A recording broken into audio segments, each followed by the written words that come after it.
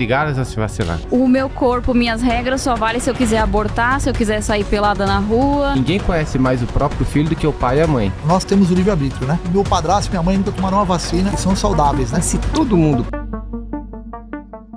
Mentiras contra vacinas matam pessoas.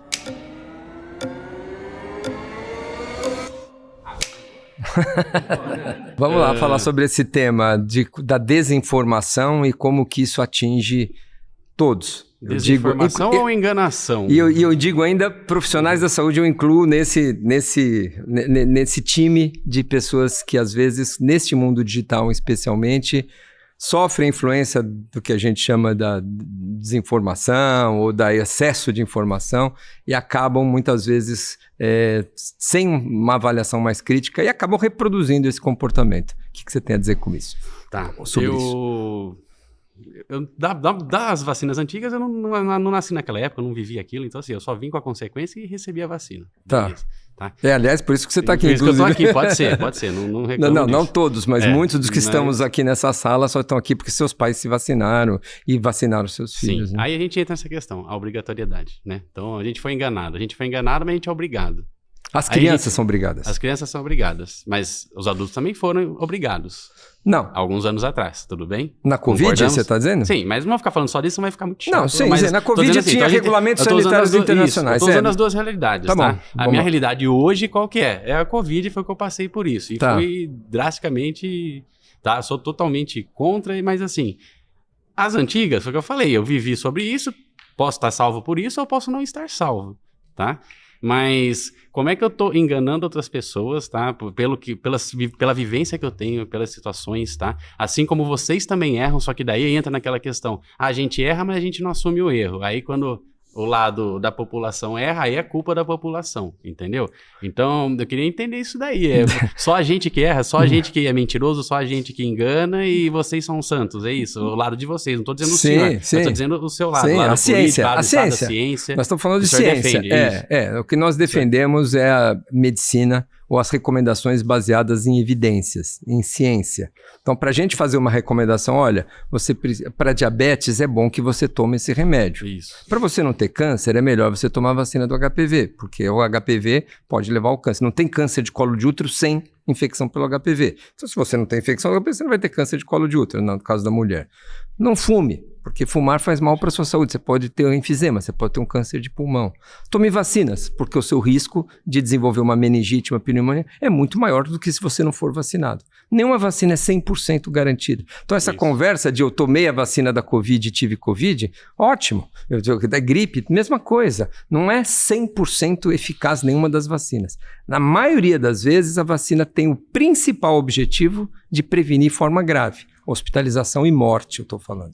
Então, quando você fala de que vacinas, que essa desinformação, que é o papo de agora, a gente fala que você foi contaminado eventualmente porque você ouviu o discurso anti-vacina, eu nunca tomei vacina e estou aqui, ótimo. Meu vizinho tomou vacina e está lá na UTI porque não adiantou nada, a vacina não protegeu ele. Esses relatos não são a base da ciência. A gente faz estudos comparando. Quantas pessoas se internaram? Tantos. Quantas dessas tomaram vacinas? Quantas não tomaram? Comparo quem toma placebo, uma substância que não é vacina, com vacina. Quanto ela protegeu? Quais são os riscos do medicamento ou da vacina? Quais são os riscos da doença? E a gente vai construindo as recomendações em vacinação baseadas nessas evidências. Assim a gente faz. Então, qualquer ruído, qualquer comunicação ou desinformação ou infodemia, que é a palavra da moda, né? A epidemia de informação, que nas redes sociais se amplificam com muita facilidade, atinge você. Se eu estou aqui, estou dizendo, esse cara morreu, tomou vacina e morreu, esse aqui tomou vacina. Então, isso traz uma insegurança para a população. Então, essa disseminação desse conhecimento, especialmente, ou dessa falta de conhecimento, ou essa desinformação. E aí vem a grande pedra no nosso sapato, é que muitas vezes oportunistas profissionais da saúde são os veiculadores dessa informação. Então, e atinge pessoas que nem você. Mas é o doutor que está falando. É o doutor que está dizendo. O doutor que nem eu, sei lá se é que nem eu, melhor que eu, pior que eu. Mas é um doutor como eu, que está lá vestindo o seu jaleco, dizendo na internet que não tome vacina, isso faz mal, isso vai ser um dano assim como tem também não, aqueles e aí, que fazem ao, o inverso. Ao contrário o médico que tá do ali recebendo por fora e indicando o remédio X, indicando a vacina Eu X. insisto nisso, a vacina é muito mais barata do que qualquer remédio.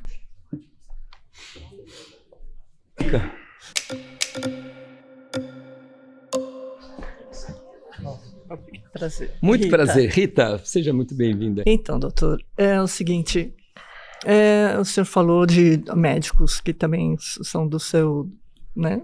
São médicos. Sim, são médicos. Ou profissionais da saúde. Isso, profissionais da saúde que nos induziram a acreditar que as vacinas não são eficazes. Contra tudo e contra todos, contra as bases da ciência. Exato. Então, o que poderíamos dizer do presidente da OMS, que não é médico? O que poderíamos dizer do ministro da Saúde do governo hoje, que também não é médico? Quem? O Padilha? Padilha é médico. Que não é médico. É médico. Alexandre médico? Padilha é médico, infectologista. Tá, então eu posso estar enganada. Esses médicos que o senhor disse que também são conspiracionistas e que nos induziram a acreditar que a vacina não é eficaz. Que as vacinas, né? Não vamos particularizar uma ou outra. Que as vacinas não são eficazes. Antigamente, os hospitais, eles tinham um método inusitado de cura, que eram os solares, né? Eles colocavam as macas dos pacientes para tomar sol, banho de sol. E durante a Covid, eles negaram isso daí pra gente. Não saia pra rua, não saia de casa, não pegue sol, porque o sol... Mas o sol, ele é a maior fonte de cura que existe. A vitamina D ou o sol, você tá falando? Tudo. Tudo. Tudo. E por que foi negado? Por que foi negado pra gente isso daí? Pro Brasil ou pro mundo inteiro? No mundo inteiro. Algum país do mundo manda tomar sol para tratar alguma doença infecciosa, que eu saiba? Não, e por que o sol seria o nosso vilão? Não tô dizendo que é vilão. Passar... Não, peraí. Não tô dizendo que é vilão, mas é como é a maior fonte de cura que existe. Como tratamento. É a maior fonte de cura que existe. E isso foi negado pra gente, isso daí. Rita, o que eu te falo, geralmente os protocolos baseados em evidências, o que a gente aplica na população, seja aqui no Brasil, seja no mundo todo, é quando a gente vê resultados e, obviamente, eu vejo benefício daquela terapia. Claro que sol não vai fazer mal para ninguém, não estou dizendo que ninguém pode tomar sol, mas você tratar uma doença infecciosa. Obrigada. Obrigado, Rita.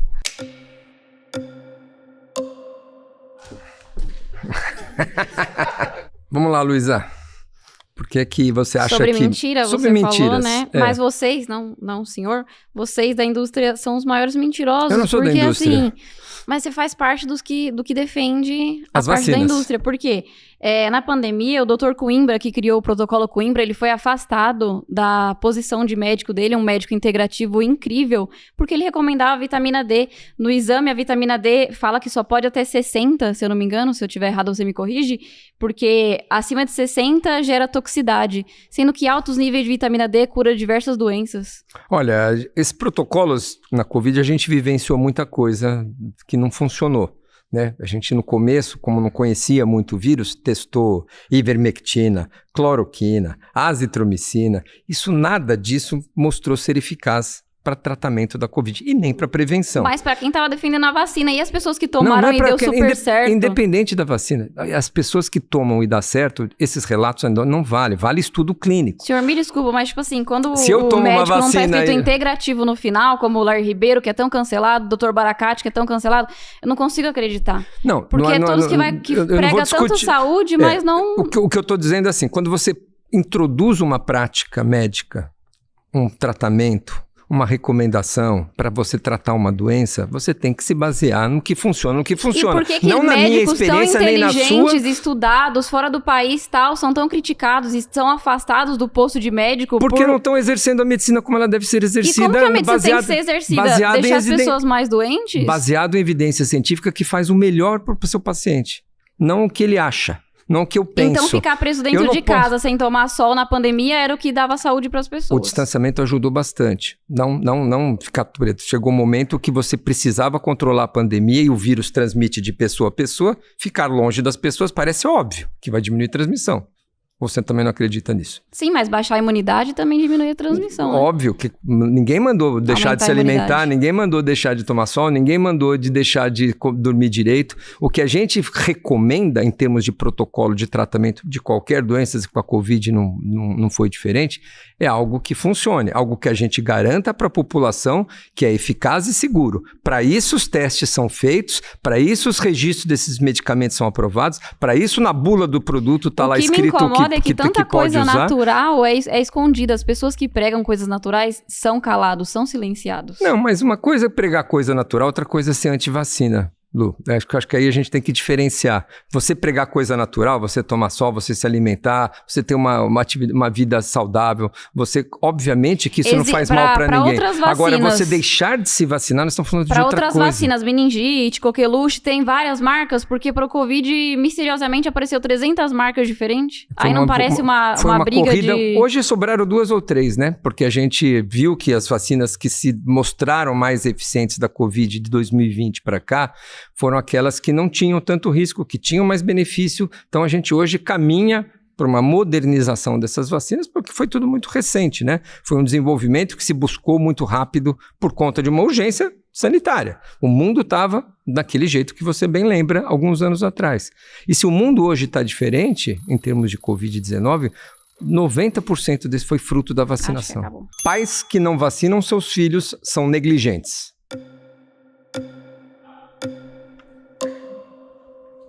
Bom dia. Bom dia, tudo bom, doutor Renato? Tudo em ordem. Prazer, Paulo Veras. Paulo, pais que não vacinam seus filhos são negligentes, você concorda com isso? Ô, doutor Renato, eu não concordo, porque como é que funciona? Nós temos o livre-arbítrio, né?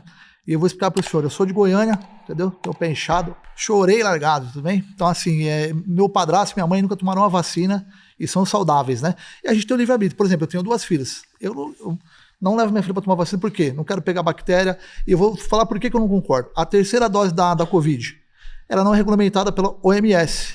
Qual que é a doença que está mais matando hoje no Brasil? A dengue. E a vacina da dengue, ela é regulamentada. Então, como é que o senhor me explica que, se eu não levar, meu filho vai pegar a doença? Eu acho que é só se afastar, a pessoa tem que ter um anticorpio, né? Um anticorpos, aliás. Olha, Paulo, é o seguinte, neste cenário onde nós já vivemos uma grande redução de doenças fruto da vacinação, a gente hoje tem um cenário muito mais confortável. Você pode encontrar pessoas que não tomam vacinas e não tiveram a doença. Isso não tinha no passado. Há 50 anos atrás, por exemplo, há 30 anos atrás, as enfermarias, os nossos hospitais viviam cheios de crianças paralisadas, com meningite, com coqueluche, doenças que faziam vítimas todo dia. Nossa expectativa de vida era muito menor. O fruto da vacinação em alta escala, hoje o pai não toma vacina, você não toma vacina, você não vacina seus filhos, e são poucos os que adoecem mesmo não vacinados. Mas se todo mundo pensa que nem você, já pensou a gente baixa essa cobertura vacinal, ninguém vacinado, nós corremos o risco dessas doenças voltarem e aquelas epidemias que já foram controladas voltarem a acontecer novamente, atingindo principalmente as crianças. Então, vacinar os filhos, esse é o grande desafio da vacinação, a gente continuar mantendo as pessoas interessadas na vacinação, mesmo quando a doença está controlada, porque as vacinas são vítimas de si mesmas. Obrigado, doutor.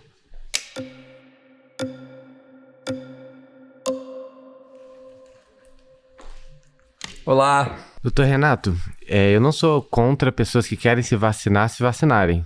Inclusive, na Dinamarca, por exemplo, é um país que libera a sua escolha de se vacinar ou não, e tem uma taxa de vacinação muito alta. Agora, o que a gente é contra é pessoas que não querem se vacinar serem obrigadas a se vacinar. E isso é uma pauta que nos países nórdicos, que não obrigam pessoas a se vacinar, tem essa taxa de vacinação alta. Ou seja, quando você leva o tema de um modo científico, de um modo sério e não um modo político, você consegue resultados melhores do que quando você impõe a uma sociedade aquilo que você acha que é o certo. E a própria ciência muda várias vezes, doutor.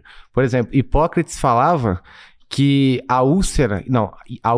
Hipócrates falava que a epilepsia não era uma doença causada pelos deuses, não era uma doença religiosa, que era uma doença do sistema nervoso. E ele era amedrontado pela igreja e pela ciência da época. Ele teve que provar no século XIX, séculos e séculos depois, que ele estava certo. Como é que você chama? Heron. Galileu Galilei também foi contra... Então, a gripe no passado achavam que era o vírus influenza, chamavam influenza, porque achavam que era influência dos astros, as pessoas ficavam doentes porque os astros mudavam. Depois que foi reconhecido que é um vírus causador da gripe e tudo mais. Então, se você reconhece que a ciência pode errar, por que você impõe que a ciência tem que estar vacinando as pessoas? A ciência muda à medida que a gente vai gerando evidência científica. Isso se baseia, a gente não pode nunca nos distanciarmos disso. A gente faz recomendações ou constrói recomendações de vacinação, de medicamentos, de qualquer coisa, baseado em evidências científicas. Você está completamente correto nesse aspecto. Agora, em relação à obrigatoriedade de vacinas ou você controlar doenças, tem 2 aspectos que eu queria te comentar. Primeiro é a questão individual e a questão coletiva.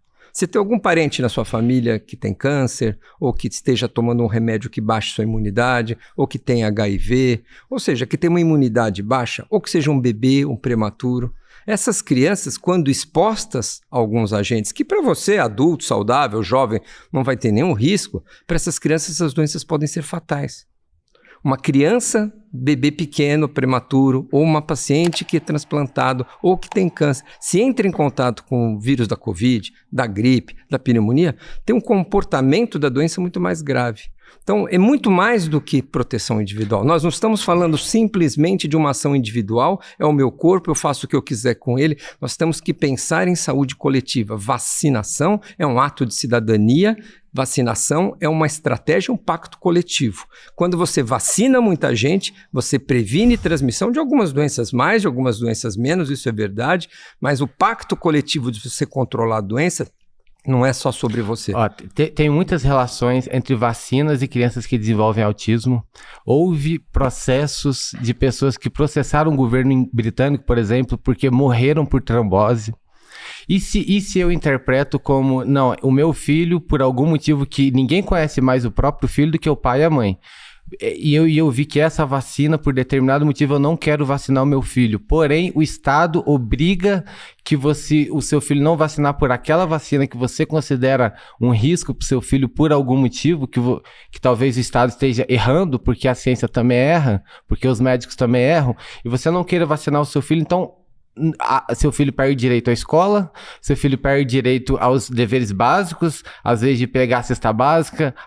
Você é a favor, então, das pessoas serem controladas por um grupo de cientistas que podem errar, o senhor mesmo já manifestou, de não ter os seus direitos básicos atendidos. E se o pai achar que, por exemplo, meu filho já tem uma imunidade muito boa, porque ele corre, porque ele brinca, porque ele anda de pé no chão, porque ele come bem, porque ele é saudável, e eu não acho que ele precisa se vacinar por causa dessa vacina. O problema desse achismo, né, os pais que não são profissionais da saúde, essas organizações, esses organismos internacionais usam a ciência para se basear para fazer essas recomendações. Mas ciência erra. Ciência erra, claro, por isso que sempre estamos revisitando os calendários. Já colocamos vacina Covid para toda a população. Hoje ela é só para grupos especiais mais vulneráveis. Já colocamos febre amarela só para regiões onde a gente tinha doença mais grave. Hoje a vacinação no país é universal. Tá, já utilizamos paralisia infantil gotinha para controlar a paralisia. Hoje a gente sabe que tem uma vacina melhor. Então a evolução da ciência modifica as recomendações. É isso que eu concordei com você. E as pessoas que morreram por trombose? Essas pessoas não puderam voltar, Ótimo ponto você tocar. As vacinas... Essas pessoas não puderam voltar e não tiveram a oportunidade de falar, errei. Não erramos. E as pessoas que tiveram efeitos colaterais para a vida toda? Isso não é erro. Isso não é erro. Quando você estabelece uma política de vacinação, você tem um balanço de risco e benefício. Isso que se norteia essas recomendações. Se eu tenho uma vacina que pode ter um efeito colateral, 1 em cada 1 milhão tem uma trombose. Vai morrer, é triste, ninguém está discutindo o desfecho trágico de uma morte por vacina. Mas eu estou salvando 700 mil pessoas. Então vale. Uma pessoa morrer pode, para 700 mil pessoas, se sentirem um pouco mais seguras. Não, sentirem não. Evitar mortes, evitar hospitalizações, Mas evitar quem pode sequelas. falar? Só Deus pode falar se essas pessoas morreriam ou nós não. estamos falando de ciência. Agora, se a ciência está se sentindo Deus e falando que se essas 700 mil pessoas que se vacinaram morreriam se não tivessem sido vacinadas, eu usei 700 mil, mas o fato, número não foi feliz, porque eu estou falando das aquela que morreu de fato não pode, não é o acaso. Não é o acaso, meu amigo. A gente tem vacinas, nós temos efeitos colaterais de vacinas que às vezes são graves. Isso é reconhecido, todos nós sabemos. Só que o benefício que a vacina traz é muito superior a esse risco. Existe risco com qualquer remédio que você toma. Existe risco com qualquer vacina que você recebe. Existe risco com qualquer... Você entra da entrada no pronto-socorro doente. Existe um risco dos efeitos colaterais da vacina, não é diferente. Agora, a gente só vai colocar uma vacina num programa público, oferecer para a população, quando os benefícios, o número de casos evitados supera e muito o número dos eventos adversos. Mas você não acha que quem tem que reconhecer o risco é o pai, é a mãe, ciência, é o indivíduo? É a ciência. Obrigado.